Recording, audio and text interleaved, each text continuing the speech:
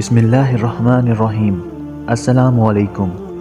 Video شروع کرنے سے پہلے آپ سب لوگوں سے گزارش ہے کہ اگر آپ ہمارے چینل پر نئے ہیں تو چینل کو ضرور سبسکرائب کریں۔ ناظرین، کیا آپ نے کبھی غور کیا ہے کہ قیامت کا منظر کیسا ہوگا؟ وہ قیامت کہ جس کے آنے کا وقت طے ہے۔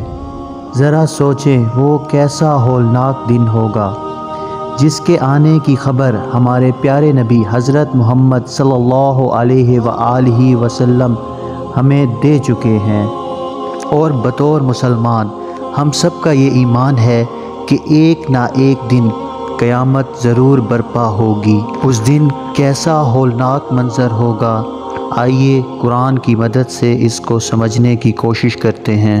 قیامت کا دن سزا اور جزا کے لیے مقرر کیا گیا ہے۔ اس دن تمام انسان اپنے دیگر کاموں میں مشغول ہوں گے۔ مزدور اپنے گھروں کو لوٹ رہے ہوں گے، پرندے اپنے گھونسلوں کی طرف جا رہے ہوں گے، وزراء اپنے کاموں میں مشغول ہوں گے، ساری روٹین کی باتیں چل رہی ہوں گی۔ قیامت کے پہلے کی شام بھی ایک عام شام کی طرح ہوگی، پھر وہ شام آئے گی اور سارے عالم پہ طاری ہو جائے گی۔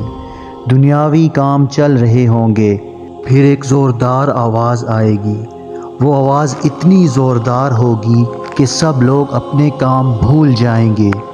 وہ دل کو دہلا دینے والی خوفناک آواز ہوگی، سارے عالم کا کلیجہ چیر دے گی۔ قرآن حدیث کے مطابق وہ آواز اتنی زوردار ہوگی کہ زمین و آسمان کا کلیجہ پھٹ جائے گا، پہاڑ ریزہ ریزہ ہو جائیں گے، مائیں اپنے بچوں کو بھول جائیں گی، وہ مائیں جو اپنے بچوں پر جان نچھاور کرتی ہیں، لیکن اس دن ہر کسی کو اپنی جان کی فکر ہوگی۔ اس وقت روئے زمین پر کوئی مسلمان نہیں ہوگا۔ قیامت صرف کافروں کے لیے ہوگی۔ انسان اپنے گھروں کو اپنے سامنے ٹوٹتے ہوئے دیکھے گا۔ اس دن کوئی کہیں بھاگ نہ پائے گا۔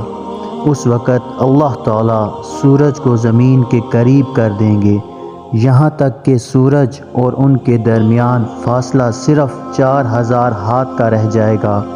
یہی وہ دن ہے جس کا مسلمانوں کو بار بار قرآن مجید میں بتایا گیا ہے۔ اس دن لوگ اپنے پسینے میں ڈوبے ہوئے ہوں گے۔ لوگوں کا حشر ان کے اعمال کے حساب سے ہوگا، اور وہ اپنے اچھے اور برے اعمال کے سبب پسینے میں ڈوبے ہوئے ہوں گے، جو ان کی لگام بن رہا ہوگا۔ ایسا قیامت کے دن کی ہیبت اور ہولناکی کے باعث ہوگا۔ اس دن فرشتوں کو بھی موت کا مزہ چکھایا جائے گا۔ پھر اللہ تعالیٰ کی طرف سے آواز آئے گی، جبرائیل سے کہو تو بھی مر جا، میکائیل سے کہو تو بھی مر جا، اسرافیل سے کہو تو بھی مر جا۔ یہ سن کر اللہ کا عرش کانپ اٹھے گا اور کہے گا، یا اللہ کیا جبرائیل بھی مر جائے؟ یا اللہ کیا اسرافیل بھی مر جائے؟ یا اللہ کیا میکائیل بھی مر جائے؟ یا اللہ ان کو تو بخش دے۔ اللہ فرمائے گا، آج میرے عرش کے نیچے کوئی بھی بچ نہ سکے گا۔ ناظرین، پھر ایک عجیب منظر ہوگا۔ اوپر اللہ ہوگا، نیچے اسرائیل ہوگا۔ اسرائیل بھی خوف سے کانپ رہا ہوگا۔ اللہ پوچھے گا، اسرائیل اب کون باقی؟ اسرائیل کہے گا، یا اللہ اوپر تو باقی، نیچے میں باقی۔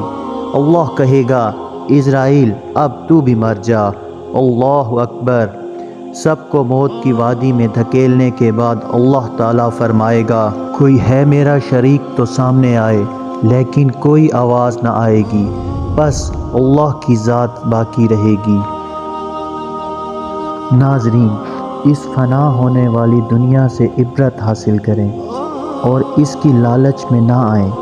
اس دنیا کے دیوانے نہ بنیں، کیونکہ دنیا کی محبت ذلت کے سوا کچھ نہ دے گی۔ اس لیے توبہ کر لیں۔ دنیا عبرت کی جگہ ہے، یہ دنیا فنا ہونے والی ہے۔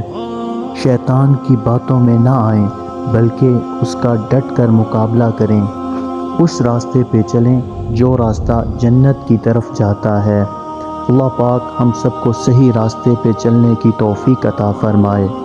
اور آخر میں آپ سب دوستوں سے گزارش ہے کہ ہمارے اس چینل کو سبسکرائب ضرور کریں تاکہ دین کی بات زیادہ سے زیادہ لوگوں تک پہنچائی جا سکے۔ جزاک اللہ۔